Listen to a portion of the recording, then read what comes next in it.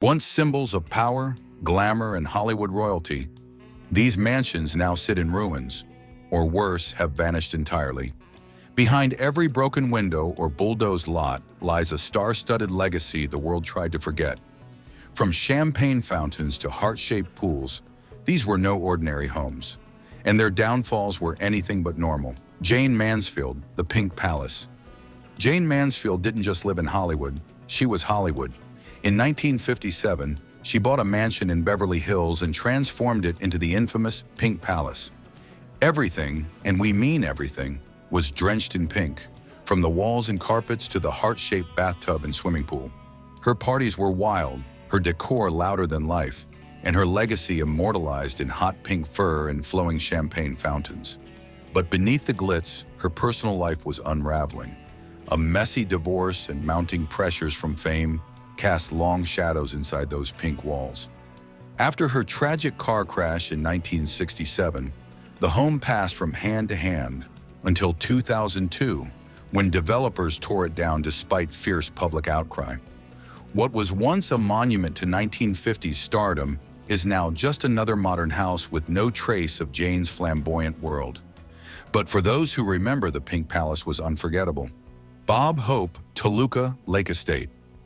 Bob Hope's Toluca Lake Estate wasn't just a home, it was a private kingdom.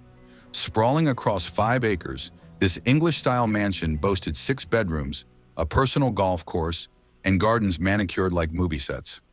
Hope, America's beloved entertainer, hosted everyone from presidents to fellow comedians here, turning the estate into a haven for laughter, charity, and old-school charm. He and his wife Dolores raised 4 children in its halls, filling the home with warmth and legacy. But after Dolores passed in 2011, the magic began to fade.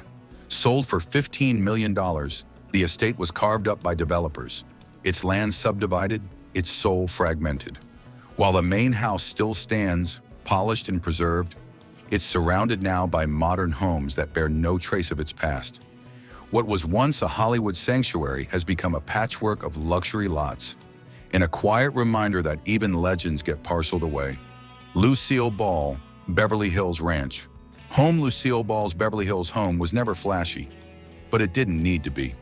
Nestled on North Roxbury Drive, the ranch-style house was where America's favorite redhead built a real life beyond the camera. With husband Desi Arnaz, she raised their children here, played hostess to Hollywood royalty, and carved out a sense of normalcy in a town allergic to it. The house was modest compared to other celebrity mansions, but it radiated personality, warm, inviting, and filled with memories. After her divorce from Desi, Lucy stayed put, living there for decades while continuing to produce and star in new shows.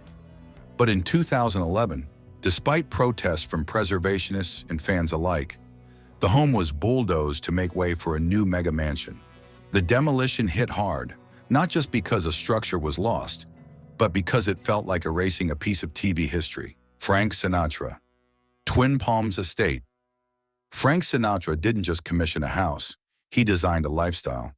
In 1947, he hired architect E. Stewart Williams to create a sleek, modern escape in Palm Springs. The result? Twin Palms, a minimalist, glass-walled masterpiece with a piano-shaped pool and floor-to-ceiling windows that blurred the line between indoor and outdoor living. It became a social magnet, hosting late-night parties with guests like Marilyn Monroe and Dean Martin. But beyond the glamour, the house witnessed heartbreak too. Explosive arguments with Ava Gardner left literal cracks in the walls.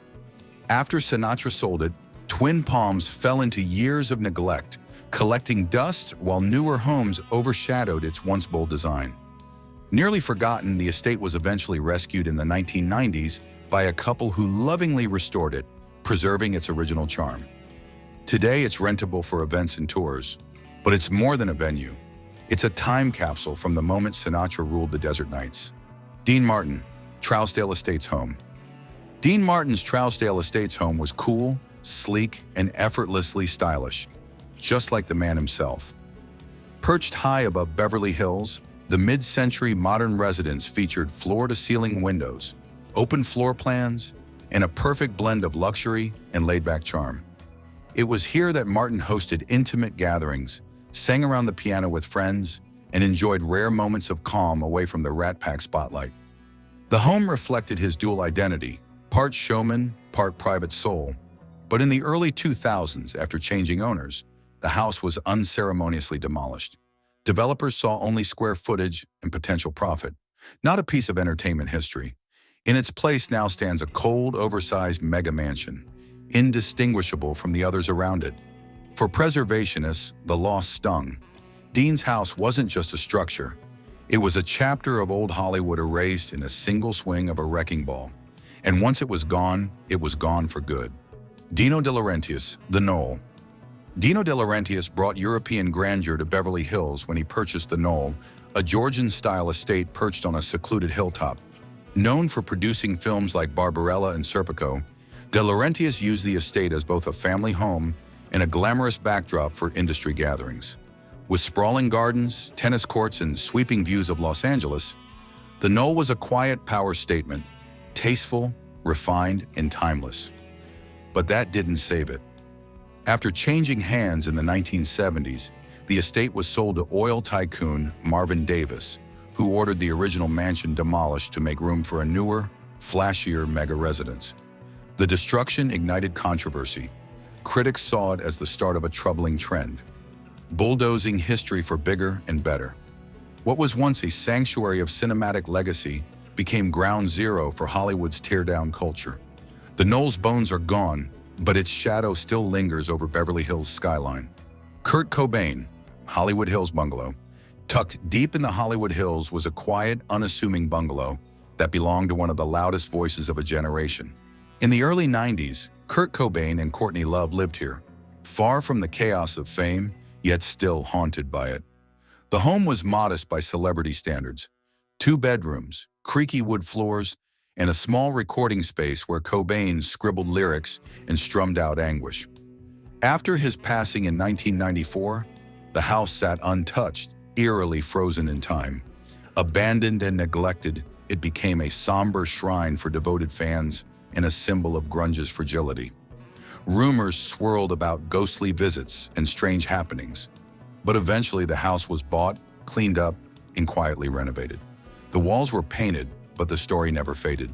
Today it stands, not as a mansion of grandeur, but as a reminder that even the most legendary voices sometimes sought peace in the shadows. Judy Garland, Bel Air Estate. Judy Garland's Bel Air mansion was as enchanting as the voice that made her a legend.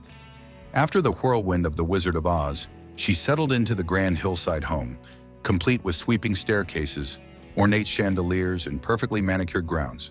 But behind the glamour, Judy's life was unraveling. Financial troubles, addiction struggles, and a turbulent love life turned the estate into more of a gilded cage than a sanctuary. As her debts mounted, she was forced to sell the home, an emotional blow that mirrored her fading control over her career. The property changed hands several times, falling into gradual disrepair. By the 1980s, the house was reportedly in such poor condition that it was demolished without fanfare. Gone was the place where Judy once sang to her children and wept in solitude.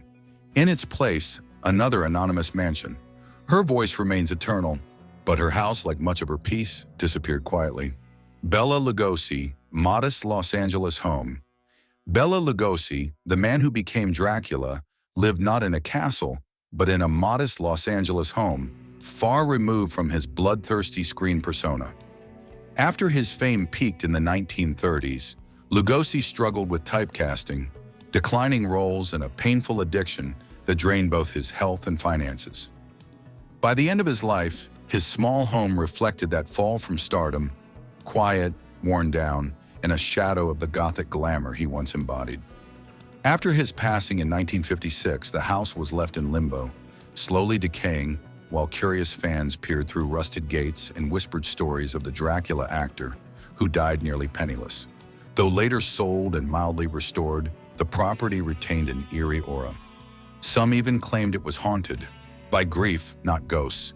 Today, the address is mostly forgotten. But for those who know Hollywood's darker corners, Bella's house stands as a chilling reminder. Even monsters can vanish without a trace. Marilyn Monroe, Brentwood home. It was the only home she ever owned, and it was where her story ended. Marilyn Monroe's Spanish-style bungalow in Brentwood wasn't grand or flashy, but it was deeply personal. Nestled behind white walls and surrounded by lush gardens, the house was Monroe's attempt at peace, a sanctuary away from the chaos of studios, scandals, and shattered romances. She decorated it herself, filling it with Mexican tiles, hand-picked furniture, and quiet charm. But in August 1962, she was found lifeless inside, and the world spiraled into mourning. Since then, the house has passed through many hands, with each new owner bringing change and controversy. Some sought to preserve it, while others viewed it as mere property. Rumors of hauntings persist, and photos of its gate still attract curious fans. Though the home still stands, time and renovations have erased much of Marilyn's touch. Yet the address remains sacred, a silent shrine to Hollywood's most tragic icon. These homes were never just structures. They were reflections of fame, ambition, heartbreak, and history. Some were demolished, others abandoned, but all carried the weight of legends. As new mansions rise, the echoes of old Hollywood fade, and with each lost estate, a piece of that golden age disappears forever.